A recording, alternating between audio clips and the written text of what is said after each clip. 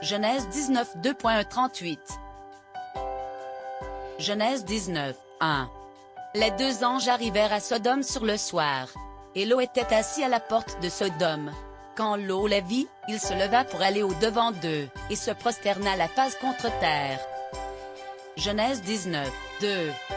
Puis il dit, « Voici, mes seigneurs, entrez, je vous prie, dans la maison de votre serviteur, et passez-y la nuit, lavez-vous les pieds, vous vous lèverez de bon matin, et vous poursuivrez votre route. » Non, répondirent-ils, nous passerons la nuit dans la rue. Genèse 19, 3. Mais Lot les pressa tellement qu'ils vinrent chez lui et entrèrent dans sa maison. Il leur donna un festin, et fit cuire des pains sans levain, et ils mangèrent. Genèse 19, 4. Il n'était pas encore couché que les gens de la ville, les gens de Sodome, entourèrent la maison, depuis les enfants jusqu'aux vieillards. Toute la population était accourue. Genèse 19, 5. Ils appelèrent Lot, et lui dirent, « Où sont les hommes qui sont entrés chez toi cette nuit? Fais-les sortir vers nous, pour que nous les connaissions. » Genèse 19, 6. Lot sortit vers eux à l'entrée de la maison, et ferma la porte derrière lui. Genèse 19, 7. Et il dit, « Mes frères, je vous prie, ne faites pas le mal. » Genèse 19, 8. Voici, j'ai deux filles qui n'ont point connu d'homme. Je vous les amènerai dehors, et vous leur ferez ce qu'il vous plaira. Seulement, ne faites rien à ces hommes puisqu'ils sont venus à l'ombre de mon toit. Genèse 19, 9. Ils dirent, retire-toi. Ils dirent encore, celui-ci est venu comme étranger, et il veut faire le juge. Eh bien, nous te ferons pique à eux. Et, pressant Lot avec violence, ils s'avancèrent pour briser la porte. Genèse 19, 10. Les hommes étendirent la main, firent rentrer Lot vers eux dans la maison, et fermèrent la porte. Genèse 19, 11. Et ils frappèrent d'aveuglement les gens qui étaient à l'entrée de la maison, depuis le plus petit jusqu'au plus grand, de sorte qu'ils se donnèrent une peine inutile pour trouver la porte. Genèse 19, 12. Les hommes dirent à Lot, « Qui as-tu encore ici?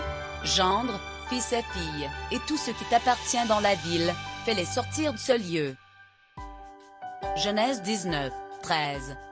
Car nous allons détruire ce lieu, parce que le cri contre ses habitants est grand devant l'Éternel. L'Éternel nous a envoyés pour le détruire.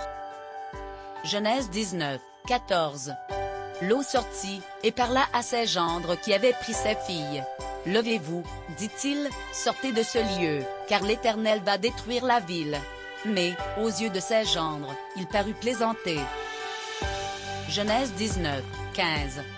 Dès l'aube du jour, les anges insistèrent auprès de Lot, en disant, « Lève-toi, prends ta femme et tes deux filles qui se trouvent ici, de peur que tu ne périsses dans la ruine de la ville. » Genèse 19, 16. Et comme il tardait, les hommes le saisirent par la main, lui, sa femme et ses deux filles, car l'Éternel voulait l'épargner. Ils l'emmenèrent, et le laissèrent hors de la ville. Genèse 19, 17. Après les avoir fait sortir, l'un d'eux dit, « Sauve-toi, pour ta vie, ne regarde pas derrière toi, et ne t'arrête pas dans toute la plaine. Sauve-toi vers la montagne, de peur que tu ne périsses. » Genèse 19, 18. Lot leur dit, « Oh, non, Seigneur. » Genèse 19, 19. Vitchi, j'ai trouvé grâce à tes yeux, et tu as montré la grandeur de ta miséricorde à mon égard, en me conservant la vie. Mais je ne puis me sauver à la montagne, avant que le désastre m'atteigne, et je périrai. Genèse 19, 20. Voici, cette ville est assez proche pour que je m'y réfugie, et elle est petite. Oh, que je puisse m'y sauver. N'est-elle pas petite? Et que mon âme vive. Genèse 19, 21.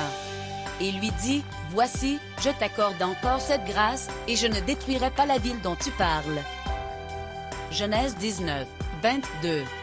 À toi de t'y réfugier, car je ne puis rien faire jusqu'à ce que tu y sois arrivé. C'est pour cela que l'on a donné à cette ville le nom de Zoar. Genèse 19, 23. Le soleil se levait sur la terre, lorsque l'eau entra dans Zoar. Genèse 19, 24. Alors l'Éternel fit pleuvoir du ciel sur Sodome et sur Gomorrhe du soufre et du feu, de par l'Éternel. Genèse 19, 25.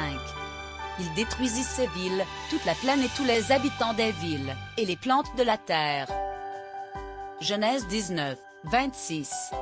La femme de l'eau regarda en arrière, et elle devint une statue de sel. Genèse 19, 27. Abraham se leva de bon matin, pour aller au lieu où il s'était tenu en présence de l'Éternel. Genèse 19, 28. Il porta ses regards du côté de Sodome et de Gomorrhe, et sur tout le territoire de la plaine. Et voici, il vit s'élever de la terre une fumée, comme la fumée d'une fournaise. Genèse 19, 29. Lorsque Dieu détruisit les villes de la plaine, il se souvint d'Abraham. Et il fit échapper l'eau du milieu du désastre, par lequel il bouleversa les villes où l'eau avait établi sa demeure. Genèse 19, 30. L'eau quitta Zoar pour la hauteur, et se fixa sur la montagne, avec ses 2 filles, car il craignait de rester à Zoar. Il habita dans une caverne, lui et ses 2 filles. Genèse 19, 31.